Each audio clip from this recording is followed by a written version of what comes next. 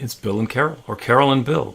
It's Hey. the Practical Prayer Podcast pre-show on the live stream. I think we got Yeah. a thing for peas, right? Because when I was writing something, a bunch of new peas came up. I said, you know what? I'm going to do a thing on peas. Okay. Power, all that. Possibilities. World peas. Yes, great. You give me something, I'll make something out of it. We can do that. Yeah, I do have a fondness for alliteration. Rhymes are okay, but alliteration seems to be my thing. Yes. And That's probably not what we got together to talk about today. So anyway, this is the Practical Prayer Podcast, and this is the pre-show on New Thought Media Network. Thank you, New Thought Media Network, for having us. Wonderful to be here. And if anybody has a question or a comment or a prayer request, then you can put it in the comments, or you can send it to us from bethelight.com. That's b-the-light.com, which, by the way, you can now get to from billmarchiony.com. That's for people who have a tough time with the hyphens. You can spell Marchiony, and it makes it easier. And if you hang out with me long enough, we're going to shorten that one. So you can't spell Marchiony, you know. It could be a new one. Bill M. Okay. Or something. It's not like there's any difficulty in finding me on the web if you know any of my noms de voyage. Okay. Oh, I want to do a quick shout out for the affiliated New Thought Network and the annual retreat, which is coming up at Unity Village the end of September. It is going to be a spectacular program, and registration is open through the end of August.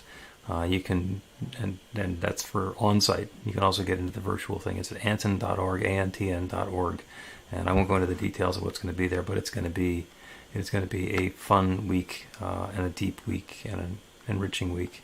And God willing, Carol is going to be getting her doctorate that week. Listen, God is willing. The rest is up to you guys who are doing the evaluation, because Right. once I get this last thing into you, by the way, I'll do it by tomorrow. Forget That's Wednesday. right. That was the part I was getting to, is that they will be able to grade your exam, but not until you hand it in.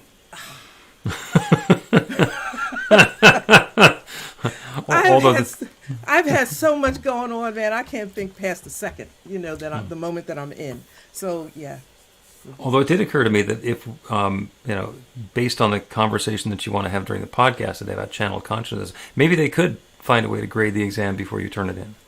Yeah, but I ain't going that way, because I don't know. No, I know you, but I don't know where everybody else is. Okay. That's it. Yeah, that's sort of an infinite committee, so you never know. Okay. I listen. I said I'm late to the party. I don't know everybody. I'm just following the rules. You are not late to the party. There are so many people who are later to the party than you are. Yeah, I know, but I only know about me. So. Okay. You don't seem to be the sort of person who's okay starting something and then ramping up and getting up to speed. You start something and you want to be there. 0 to you're one of those. You would be a muscle car or a drag racer if you were an automobile. Okay, but I work at it. You work at it, but you don't like the time that it takes to come up to speed. Because I've never had time. Things need to be done like now, and they need to be done correctly. So, while you over there sipping coffee, I got to get this done. Okay. Shall we start the podcast? Yeah. All right, because we'll start the podcast. I'll click the little button over here, and when we come back, it's going to be the podcast, which will be online in podcast land in the next few weeks. No. A practical prayer is a prayer that works. These discussions between Reverend Bill Marchiony and Carol Lawrence dive into the details of how it works and how to work it. Reverend Bill is a New Thought minister and the author of Practical Prayer for Real Results. Your new life begins with a new thought.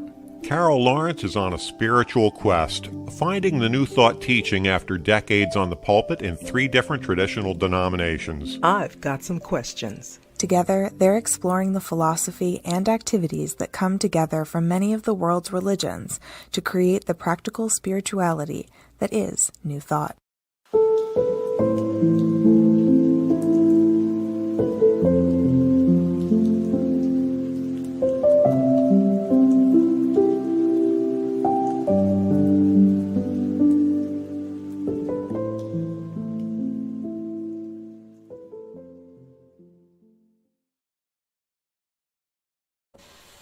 Welcome to the Practical Prayer Podcast. I'm Carol Lawrence here with Reverend Dr. Bill Marchiony.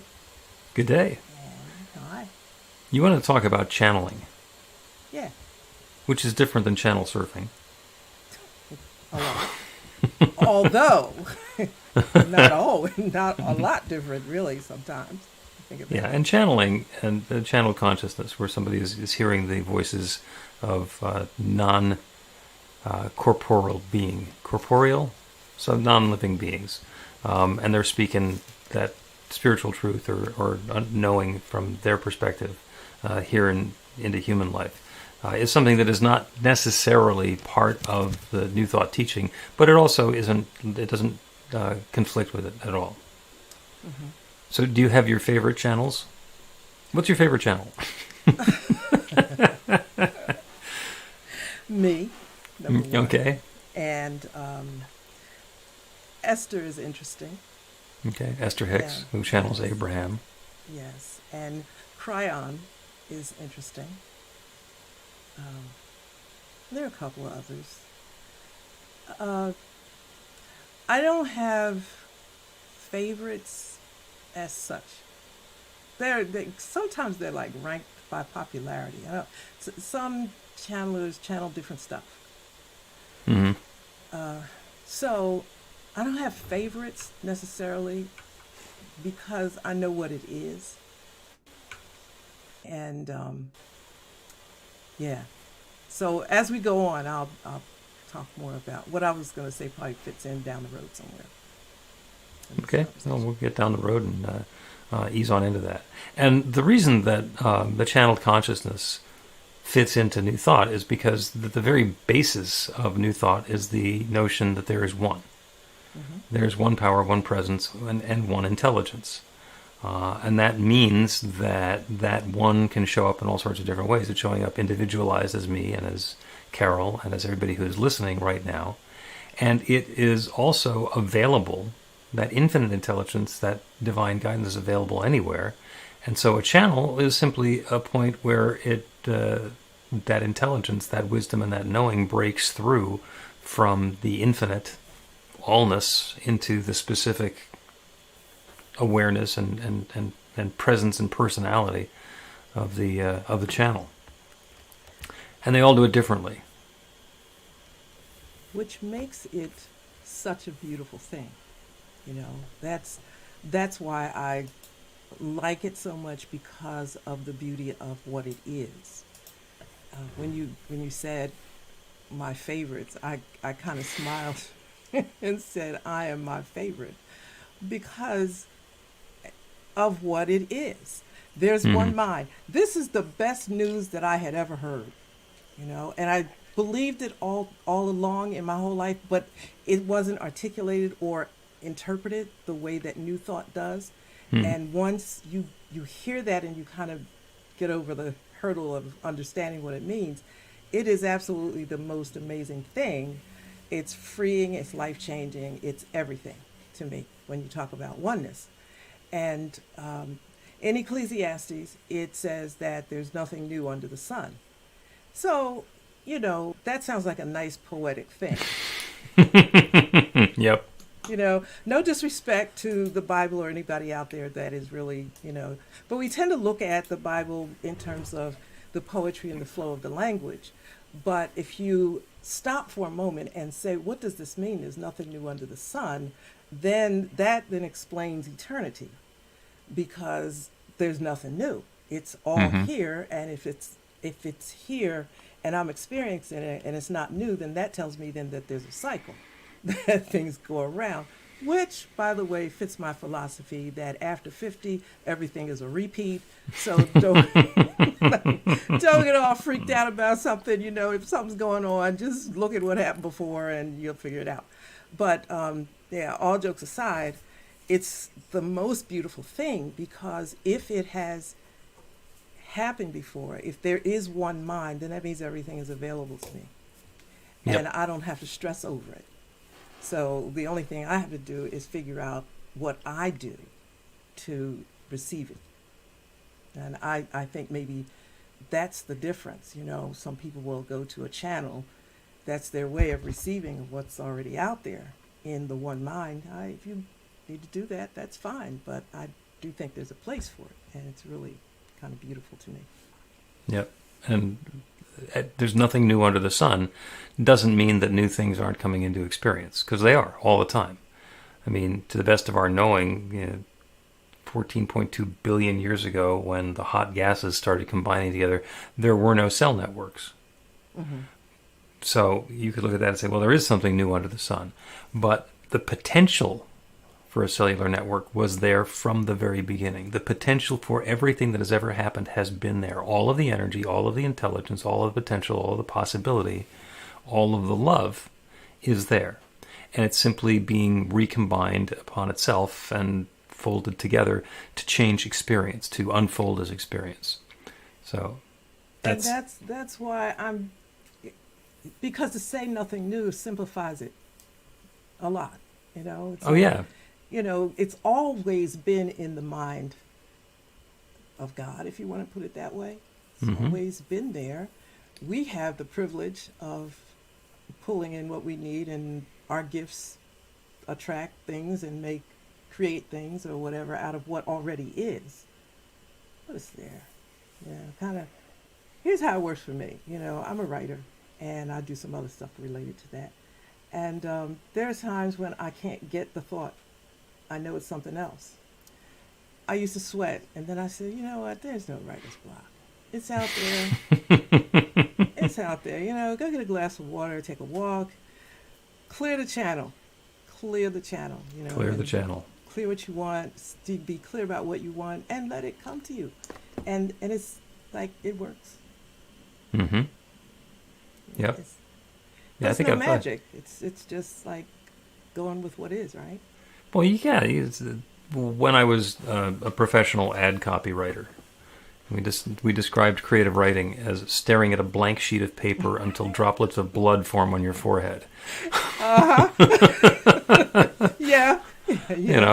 Because this headline needs to be spectacular, and it needs to sell product, and it needs to grab people's attention, and it needs to win an Addy Award, and you need to have it done by 5 o'clock or at 4:15 because we need to give it to the art department. And so there's huge amounts of pressure there, especially when in our ego selves we think that we are going to be coming up with the headline. Mm-hmm. And the more aware of my spiritual nature I became, the easier it was to say, well, God knows what this headline is going to be. And then just let go of my attachment. And just for my process, it's the words kind of shuffle around in my head and kind of, move back and forth. And suddenly I say, oh, maybe that's something. And then something else, and the pieces then click together.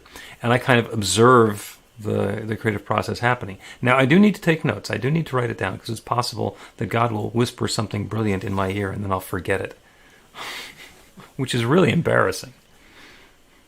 Happens to me occasionally. I just call them senior moments, right? Just go on with it. Oh, and then there's the arrogant moments. Oh, no, this is so good, I'll never forget this. I mean, the gems of wisdom that have been lost to the ages because I thought that I wouldn't forget them. Just astounding. Yeah. Okay. Yeah. So it's out there for us because of the one mind. And whatever you want to call the one mind, like sometimes you talk about the soil of the universe, right? Well, the soil is the law. The soil never changes. The soil, it just responds to whatever we put into it. Mm-hmm. So, and that infinite intelligence, that divine intelligence, is basically active upon the soil. So what we're doing is when we want to get access to information or knowledge or insight that we don't have, is we set the intention for whatever that knowledge or intention or insight is to be, and then the soil makes it apparent to us. And that's where faith, one way of looking at faith, or one component of faith, you want to call it that, is knowing that it will be. Mm-hmm. And that's kind of hard, because I look at hurdles that you have to get over. I mean, we think about hurdles from traditional church to New Thought, but it's really, you could stay right where you are in traditional thought and dissect it, the concept of what it is, and you're going to see new thought. It's like new thought is not new.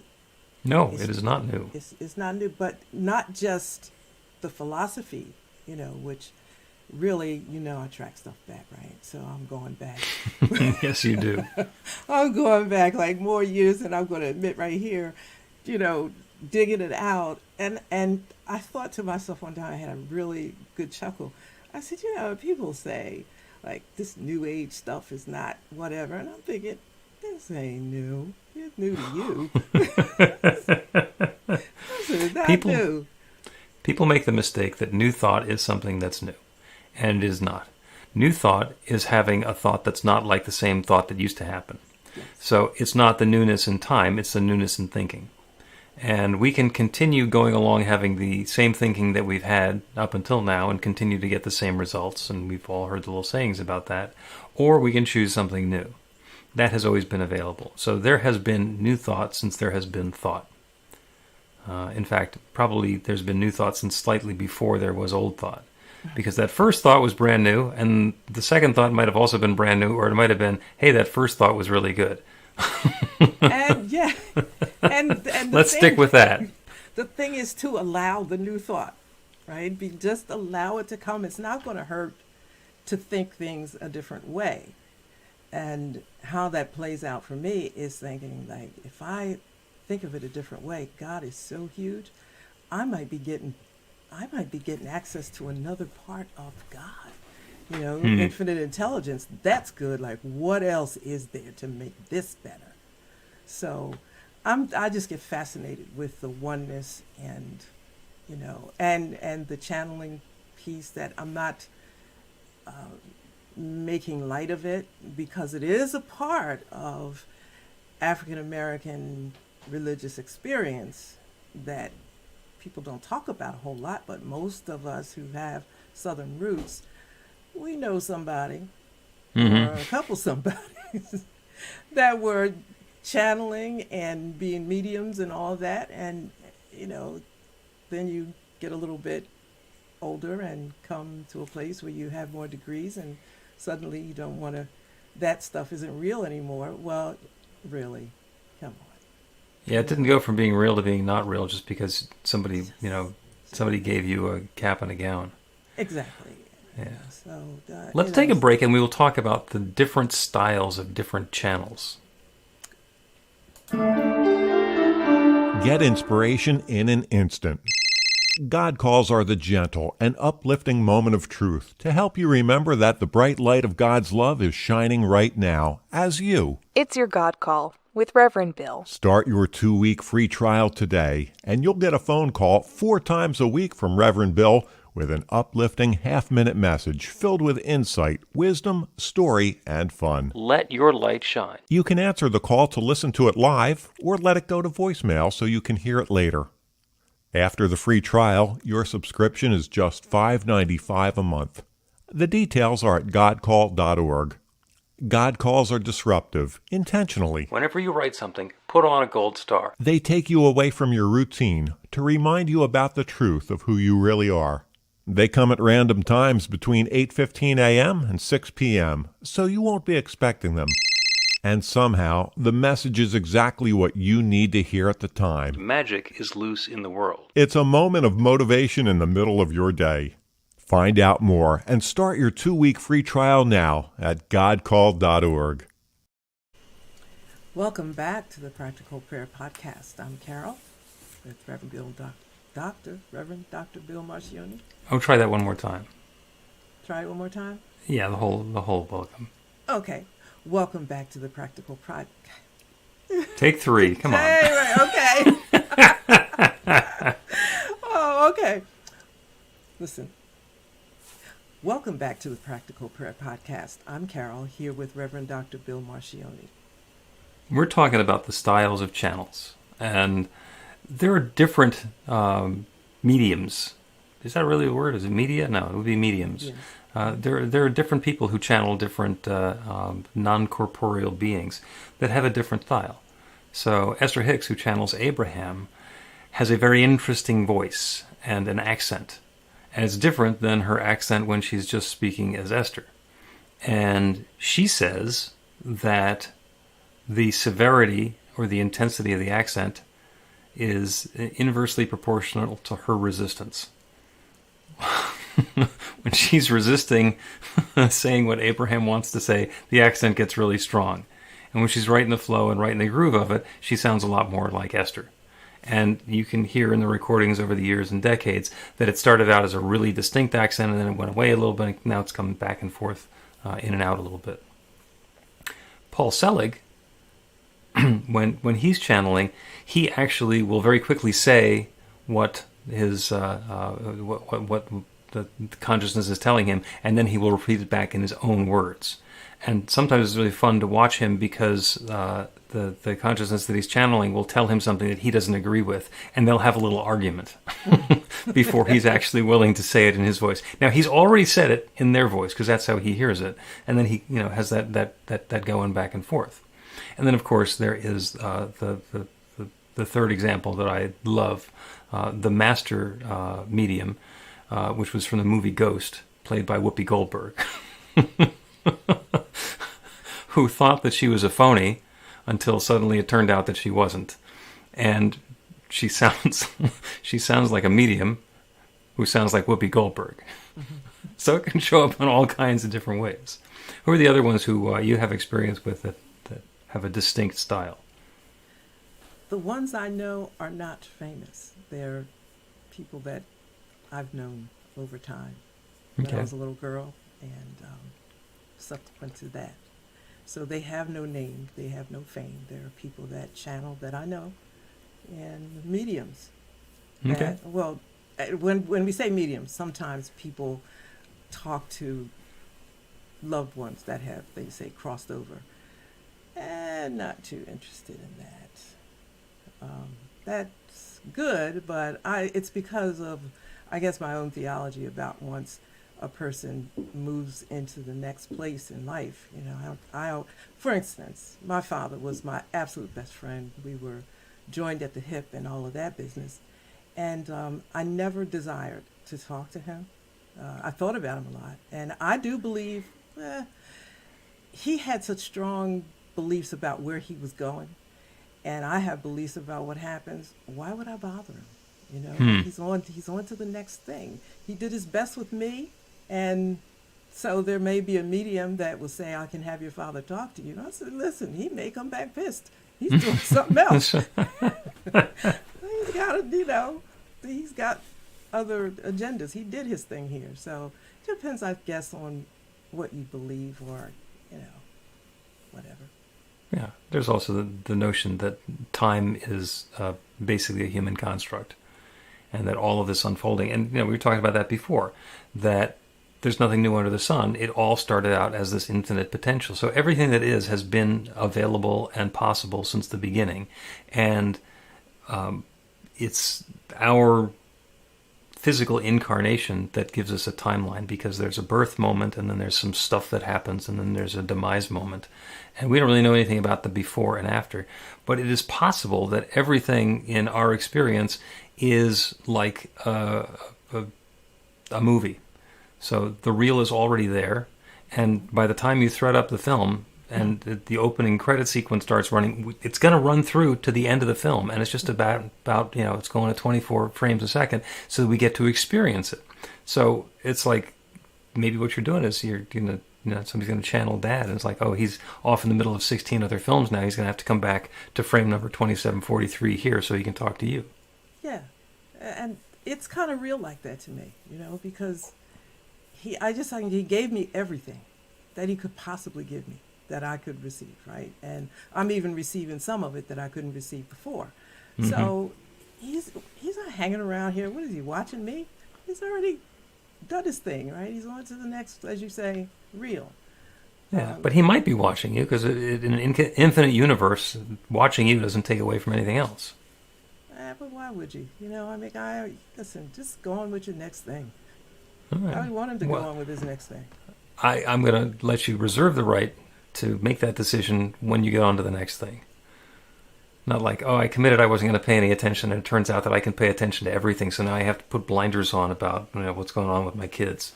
No, it's whatever you want. You don't have right? to do that. Yeah, it's infinite. That's why they call it infinite. Yes, but we have choices, right? I'm giving people choices even after they leave. Like my kids, they're great. They don't want me interfering. And by then, I got to tell you this, I'm already into my next life. I'll be honest, I am already into it. I'm not trying to leave here now, but I got plans. So, yeah. It does not surprise me that you're getting ahead of yourself. Look, at least now I'm open to that my plans could be trumped. Okay, but I got them. Right? That's consistent with everything I do anyway. Yeah, I got plans, but at least now, since New Thought, and you took my control freak card. I didn't take it. You turned it in. Oh, yeah, well, okay. Yeah, I did. Don't put that on me, Carol. I just noticed you were doing it. Well, I thought it was cool. Yeah, but we're laughing, but I took that very seriously. So I thought, okay, well, then I will leave room for God. God didn't tell me the whole thing. I'll leave room. And if he's busy, she's busy, it's busy, I got a backup plan. Right? Just scratch that. And just to double back on that, the first time that you told me in one of the early podcast episodes that you were a card-carrying control freak, I nodded and I agreed because I have spent a lot of time there myself. And I also thought, well, we're going to see how this ends.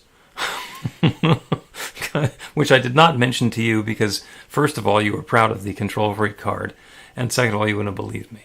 But it's like, okay, we'll see what the path on this one looks like because you hang around with me long enough, it's gonna go away. Right on both counts, right? I would not have believed that it was changed. I was very proud of it because I was raised that way. I even believe I was born wired that way, but I was absolutely raised to be in charge and make sure everything's correct. So I felt very proud that, I had done what my parents wanted me to do and I was being what I was raised to be. So to give that up it felt very insecure. But then again, there was the challenge of faith, and you created that, or you introduced that possibility to me, that at least that's how I read it, that spirit, maybe I'm not really giving spirit free reign, or acknowledging the free reign and omnipotence of spirit if I got it all under control. I thought, well, now wait a minute. That's not true. So I'm going to back off of this a little bit. So it's been a lot of, I would love to say growth, but I'm not sure about saying that word. I'll just say it's been a lot of ground covered and unfolding. Yes, and that's cool. And I work. I know you don't like that, but I'm fine with work. I know what you mean when you say work. You got. It depends on what you want. Like you said something earlier that I want things to happen now. Mm-hmm.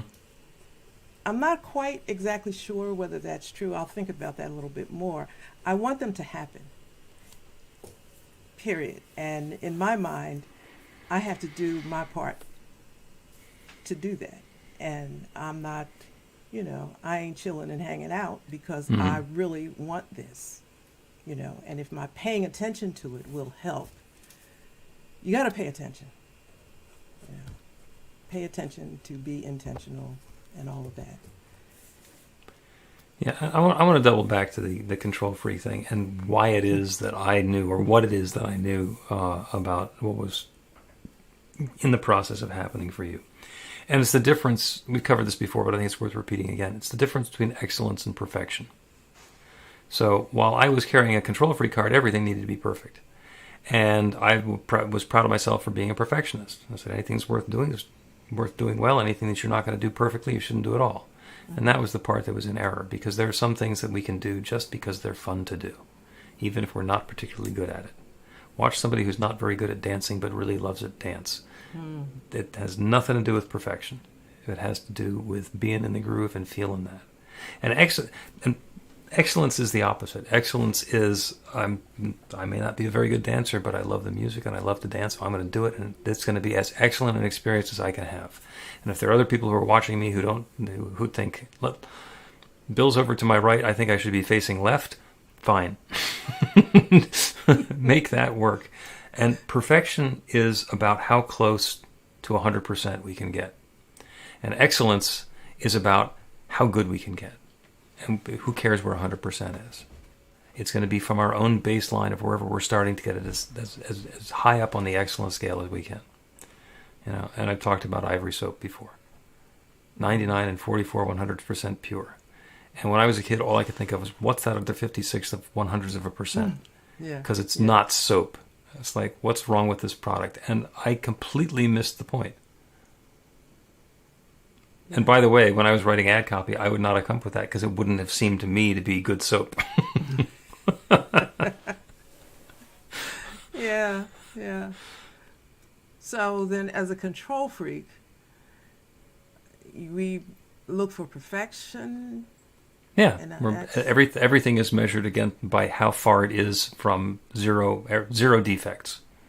Mm-hmm. But when we're looking for zero defects, our attention is on defects. Even if there aren't any, we're still looking for them.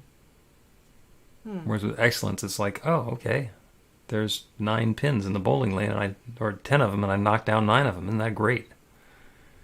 Because for so long, I was throwing the ball into the gutter. I didn't get any of them. Look how much better I am.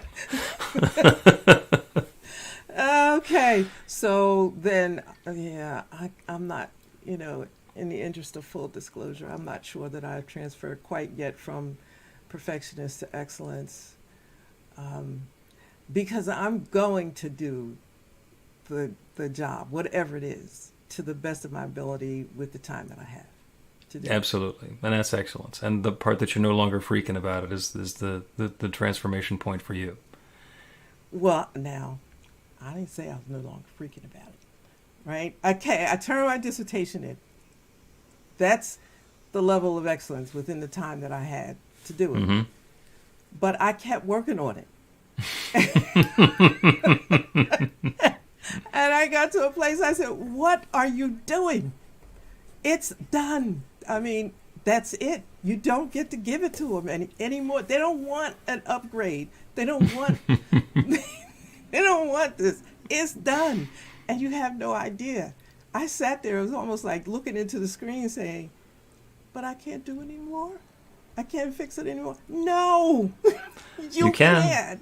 It won't matter, and it probably won't matter to the people who you turned it into. Yeah, there's some places where there's extra spacing and the formatting wasn't what it could have been and all the rest of that stuff. And it doesn't change the content. The content was what the content was and still is. And that's a frame in your movie that's done. You can continue rewriting it, but the frame that got handed in is already, that's run through the gate. There's nobody looking at the movie again, right? but that was me, right? I'm doing some other stuff totally different, and I'm thinking that would have been a couple of days. I was going back putting it in. I said, who's going to look at this? Nobody's interested in this. This is over. It's over. So, I told myself I wouldn't be able to move on and expand my my pot of goodies if I just let this go. Now we're on the next thing. And It took a minute. It really did. But once I shut it down, I said, okay, that's fine. And I put it in its file in the computer, marked, not finished. Unedited, and just move on. Well, and if you're going to use the material to do something else, then I'm sure you will continue editing and editing and editing and refining and fine-tuning to your heart's content. And that's the important part, is heart's content. Let's take a break, and when we get back here, we will do a prayer for excellence. Learn to put practical prayer to work in your life. The steps are simple to learn and let you begin to get real results to create the life of your dreams immediately. Reverend Bill Marchiony's widely acclaimed book, Practical Prayer for Real Results, gives you a clear summary of the New Thought principles behind practical prayer and the series of easy-to-understand steps found in the most effective prayers from religions and spiritual practices all over the world and throughout history. Practical prayer is not a replacement for your religion or practice. It's a technique to make the work you do in consciousness even more effective. The book includes 40 prayers on various topics that you can adapt as needed and use as your own. Practical Prayer for Real Results is available in paperback, Kindle, and audiobook on Amazon or at b-the-light.com. That's b-the-light.com. Welcome back to the Practical Prayer Podcast. I'm Carol, here with Reverend Dr. Bill Marchiony, and we are going to do a prayer. pray. This prayer is for excellence. This is a prayer for excellence in whatever activity that we're involved in. And the description that I'll give to begin with is an athlete, a track and field athlete who's doing the high jump. And the idea is to jump over the bar. And if we're looking at it from the perfectionist's perspective, we're going to say, this is where the bar is, and I'm going to do my best. I'm going to run up to the bar, and I'm going to try and jump over it. And I'm either going to succeed or fail. And we're going to look at that from a different perspective. If we were to leave the bar lying on the ground, it's really easy to get over it. You just kind of step over it. You put it up a couple of feet, then it's easy to kind of step over it still. Up a little bit higher, then, pretty much anybody can jump over it. And what happens is, as we raise the bar a little more and a little more and a little more, we get to extend ourselves. We get to go from being just somebody who could trip over this thing and make it past to a top-level athlete who is at the peak of our game, and today I can get over the bar at this particular height. So the bar isn't telling us whether we're succeeding or failing. It's telling us how well we're doing right now. And the striving for excellence is to understand that the metric that we're using to tell us how our performance is simply feedback that we're getting on how well we're doing on our personal best. So there are those movies, where the people have a jetpack and they're able to fly. One of those guys, it doesn't matter how high you set the bar. They'll just fly over it.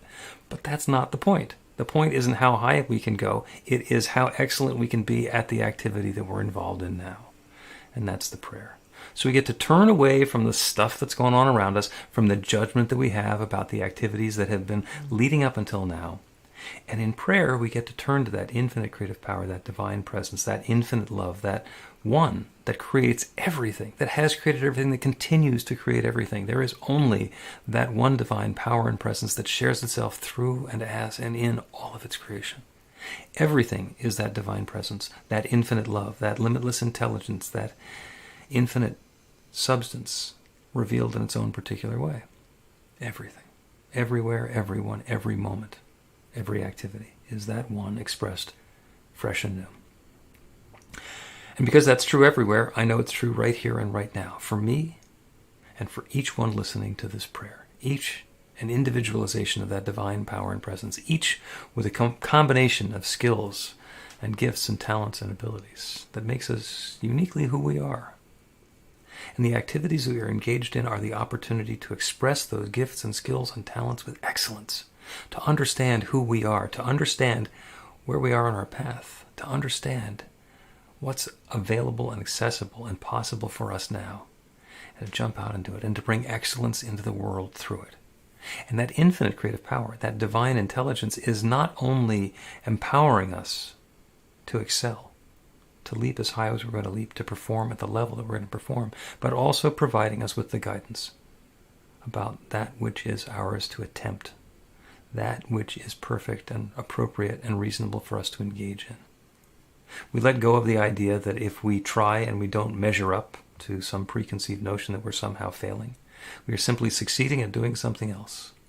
The high jumper who knocks the bar off is succeeding at jumping almost as high as the bar. So we let loose our attachment that we knew ahead of time what it's supposed to look like afterwards, and embrace the experience and invite excellence to unfold and reveal and share itself through our activities. That's the good that's unfolding now. I'm so grateful for this. I'm grateful for the wonderful way that excellence is showing up in each of our lives. I'm grateful for the inspiration, for the energy, for the motivation, and for the wonderful, joyous successes as we have demonstrating our new levels of excellence in so many different areas. I'm grateful to know that there's nothing that stands in the way of this power. There is no darkness dark enough to defeat the light. The light is shining for and through and as each of us individually and all of us together. And I'm grateful for it. I'm grateful to know that this good is underway. And so with gratitude for this good and more, I speak this word, I release it into that creative law, the one that always says yes. And I know without any question, hesitation, or doubt that that law is already saying yes. This good is already underway. And so I let it be. And so it is. Amen. The Practical Prayer Podcast with Reverend Bill Marchiony and Carol Lawrence is a production of BeTheLight.com. be-the-light.com. Where you can find more information about practical prayer for real results. Our theme is by Music of Wisdom. You can learn about the spiritual community of New Thought Philadelphia with daily guided meditations, Weekly celebrations of spirit, and Reverend Bill's classes in practical spirituality at newthoughtphilly.org.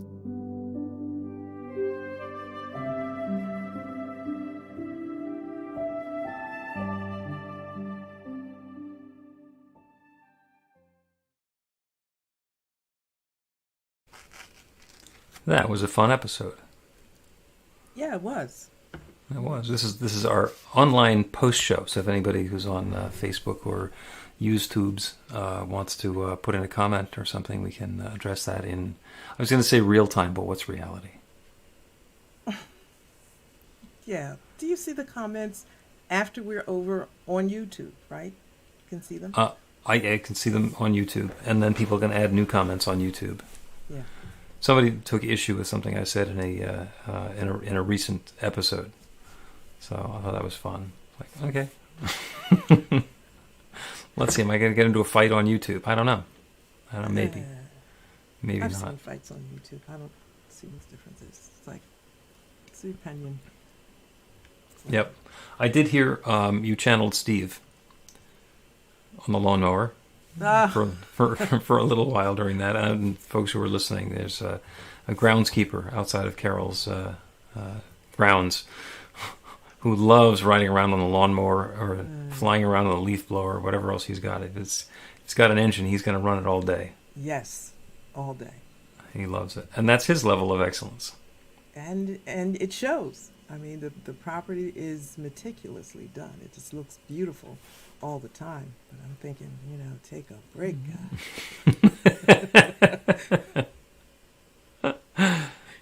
Yeah, there's that. Yeah. So I think this was a good one, and I'm going to ruminate a little bit more over the perfectionist and the excellence piece. Okay. I gotta look at that a little bit. You're not agreeing with that?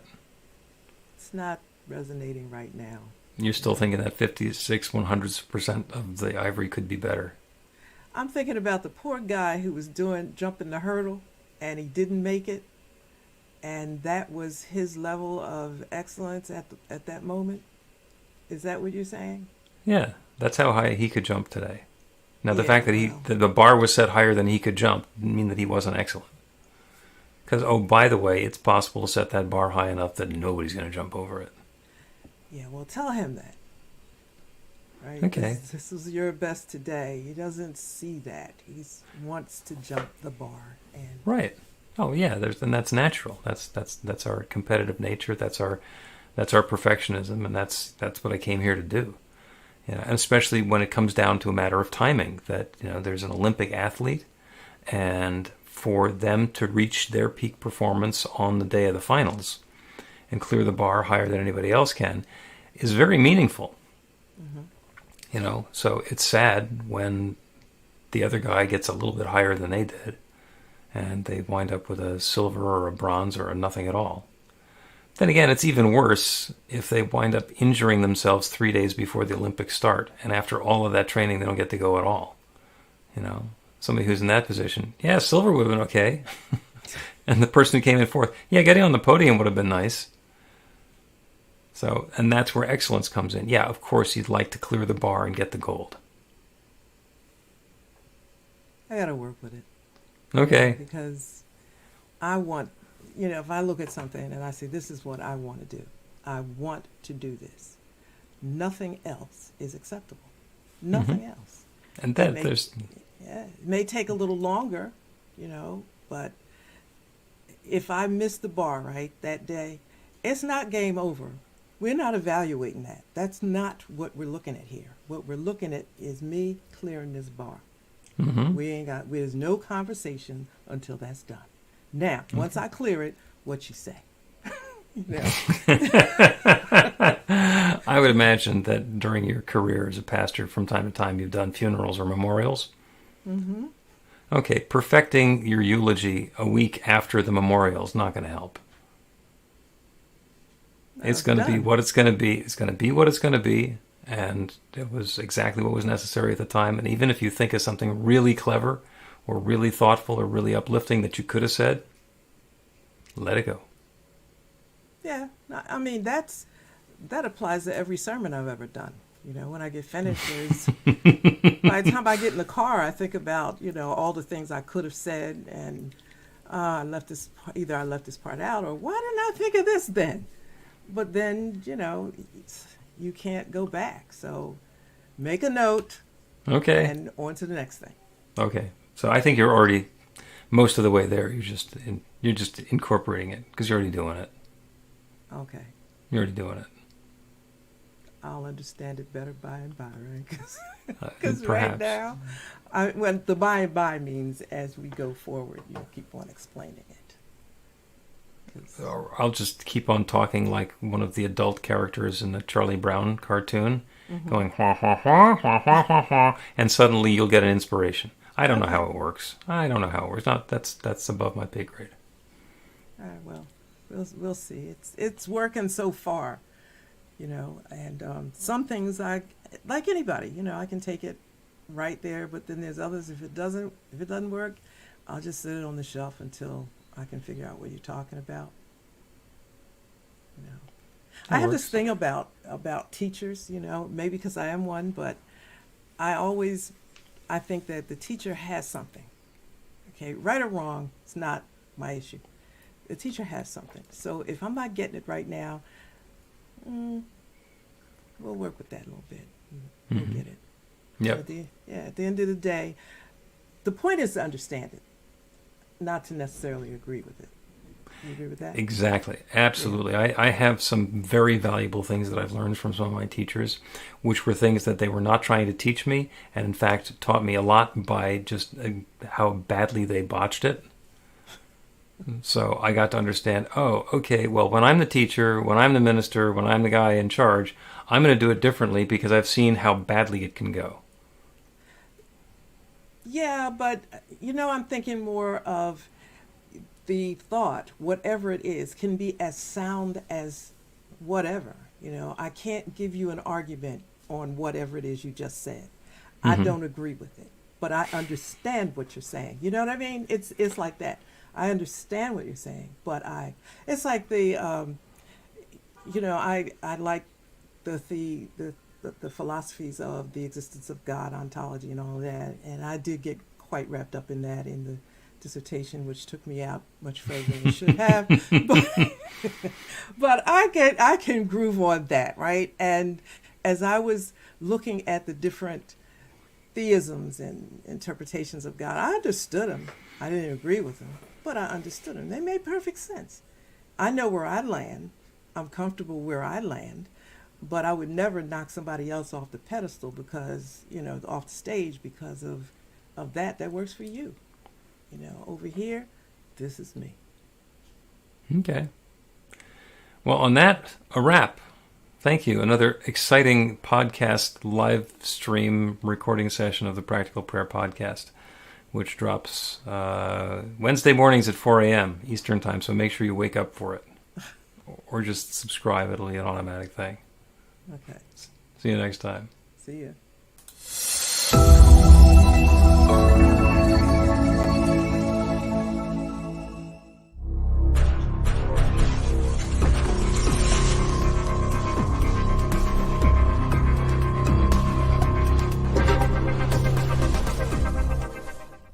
New Thought Media Network.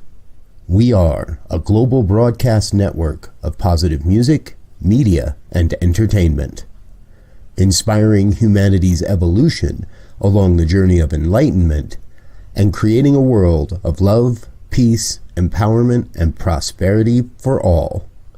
New Thought Media Network. Positively inspiring.